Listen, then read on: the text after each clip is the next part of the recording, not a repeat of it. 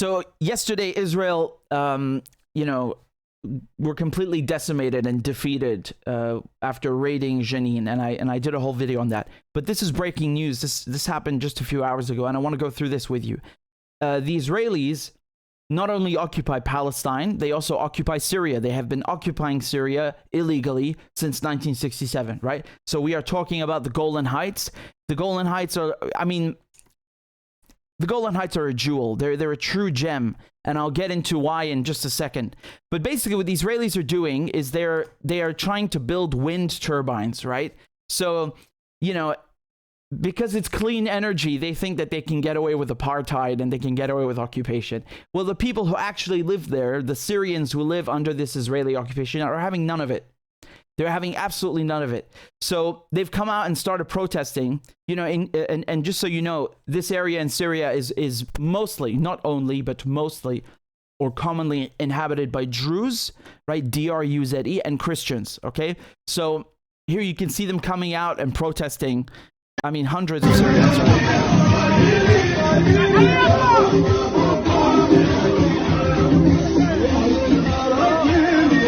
And what are the Israelis doing? Of course, they bring out the tear gas, they bring out the water cannons, they bring out the batons, they bring out the rubber-coated metal bullets, and so here they are firing water at people protesting.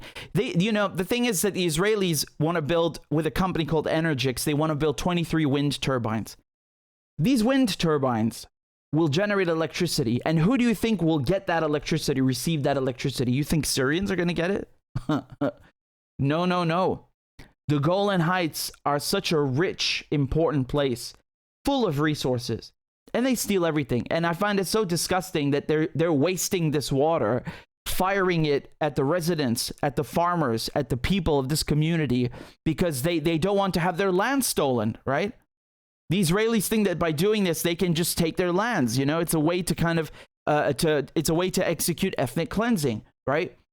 Oh, we're going to build a wind turbine. There's another case in Palestine I reported on, which was Masafar Yatta. Masafar Yatta is a Palestinian village, and the Israelis built a shooting range, a live training exercise area for their troops on a Palestinian village. So, whether you like it or not, they just basically drive you crazy and out of your homes, and they drive you out of your hometown. It's disgusting. It's absolutely disgusting. There's one journalist from El Mayadeen who was injured, right? I think from tear gas. There's another guy, I don't know if I don't think he was a journalist, but in any case, a civilian. I'm not going to show you the video because I can't, but his whole eye, his right eye, gone. Just swollen. I really hope I'm wrong, but I think this guy's going to be blinded for life. Why? Because the Israelis shot a metal bullet that is rubber coated, right? So they think by coating it with rubber, like that somehow makes it more humane. They always blind people like this. And this is not something actually just in Israel. You've seen this in France. You see this wherever these bullets are used. People have bruises that you would not believe, and they get blinded. So here is something else I wanted to show you. I wanted to go into, what the hell is Israel doing there? Why are Israel here? Because the Golan Heights are green. They've got snow, right? There's a mountain. It's called Jebel el-Sheikh. It's got snow. There's water. There's gas. There's oil. Flowers. They got honey production. You name it. That's why and of course, the vantage point.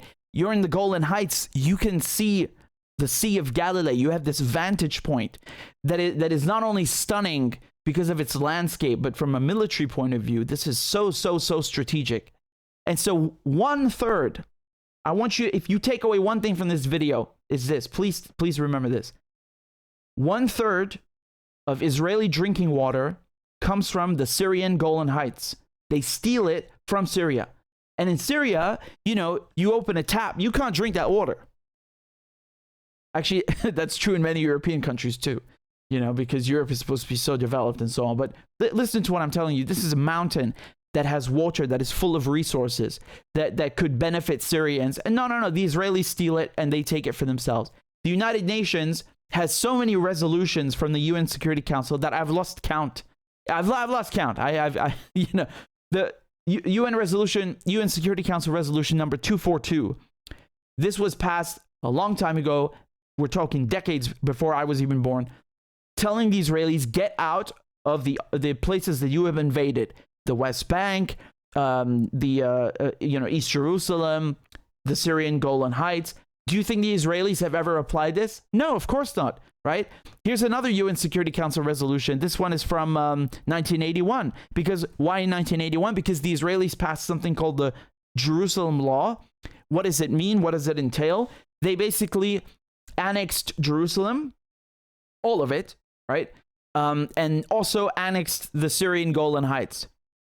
And just to give you an idea, you know how the United Kingdom, helped create Israel, basically handed it over, the Balfour Declaration, all these things, and how the United States bankrolls Israel. Even they could not support what Israel was doing. Can you imagine that? Even the United States and the UK were like, no, sorry, you can't do this. So they either, when I'm talking about these resolutions, the whole UN Security Council, so the 15 members, either all voted in favor of these resolutions, or you sometimes had the United States abstaining, which is basically a way of saying, look, we're not going to vote for it or against it, but we're going to stand aside and let this thing through. So you can't really blame us, right? So this is number 497, passed in 1981. And they say that the Security Council says that the Israeli decision to impose its laws, jurisdiction, and administration in the occupied Syrian Golan Heights is null and void and without international legal effect. And it demands that Israel, the occupying power, should rescind forthwith its decision. And it determines that all the provisions of the Geneva Convention relative to the protection of civilian persons in time of war continue to apply to Syrian territory occupied by Israel since June 1967. So, because Israel is the occupying power, they have a duty under international law to not abuse the people under their occupation, meaning the Syrians. What do?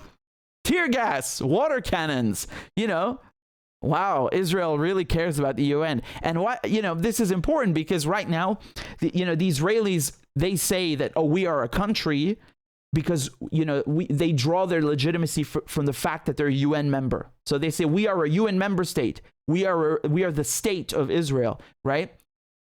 But then when the UN tells them get the hell out of Syria and Palestine, suddenly they don't care about the UN. The UN doesn't matter. So, they cherry pick. They pick and choose what parts of the UN charter they like, and so on, right? I was saying here, why the Golan Heights are so important. The Israelis have also built skiing resorts, right? So the Israelis on this stolen land, they have skiing resorts. Meanwhile, people in Syria are suffering from not just the lack of water, but you've got the Israelis bombing Syria every week, destroying the infrastructure.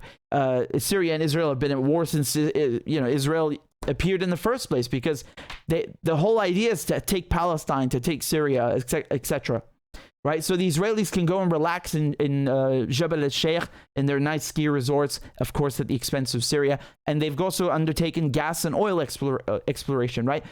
So you remember I was reporting, I covered the fact that the Israelis were trying to take gas that belongs to Lebanon in the Mediterranean Sea, okay?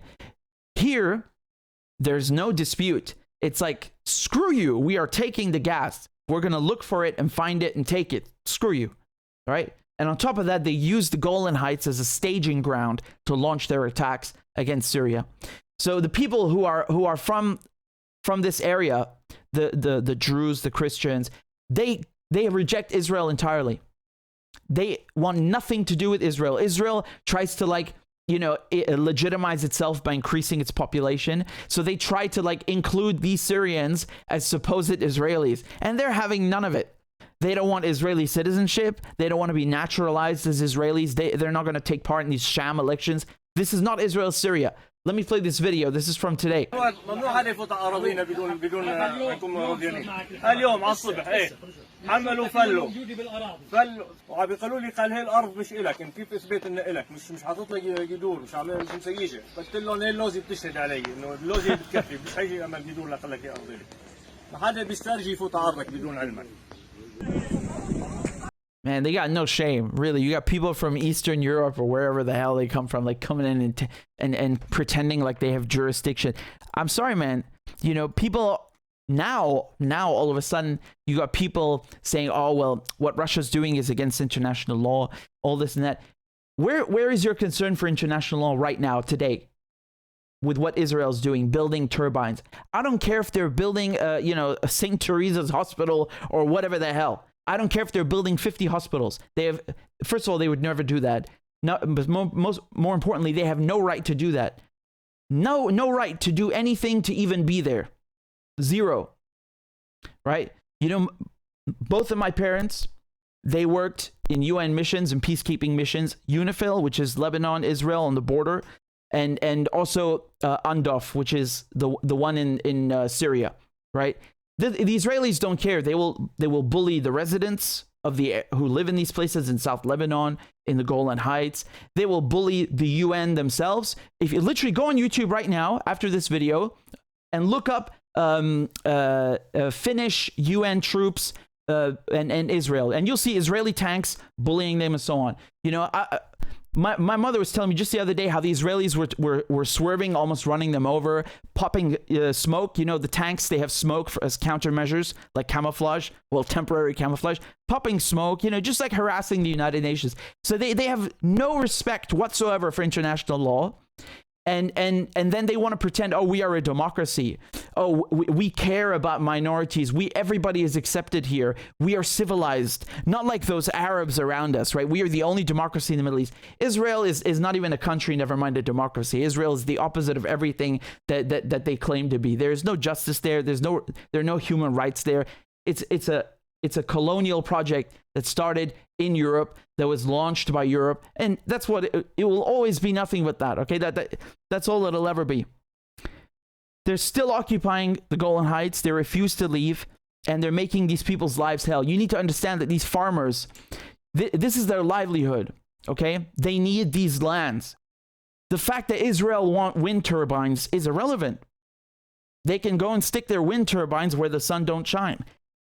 Go away. Like, you can't just go and build something on somebody else's land. I don't care how good it is or how clean it is or what kind of energy it is. It's not your land. And keep in mind, this is another example of how the Israelis, they send in their so-called army and police to protect the illegal behavior of, in this case, Energix, this energy company, or Israeli settlers. So Israeli settlers can walk around, they can throw stones, they can fire their guns at Palestinians, they can do whatever the hell they want. And the Israeli army will follow them like bodyguards, right? To protect them, because they're the chosen ones, right? They're more worthy than the rest of us peasants, right? The special Israelis, the chosen people. Man, it's really funny. But you're not going to see any of this on the mainstream media. You're not going to see any of this on the mainstream media, because this runs counter to their narrative.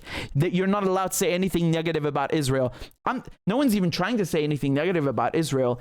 Israel shames itself with its own behavior. I'm only reporting the truth. This is just the truth.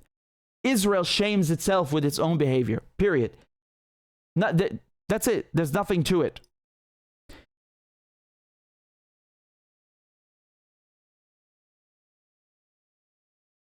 People often forget that of course, let me be very clear. The Israeli occupation in Palestine is way worse. That doesn't mean, though, that you should forget about the one in Syria. That doesn't mean you should forget that. Remember, South Lebanon, the Israelis invaded it multiple times, occupied it for decades. You know, they have no respect for anyone, and then they pretend that they're victims. Yeah. You guys are funny. This is all about taking a very important strategic area in Syria, about taking Syria's resources, and basically making sure that Syria can never get back on its feet, and about bullying Syria. That's what it is.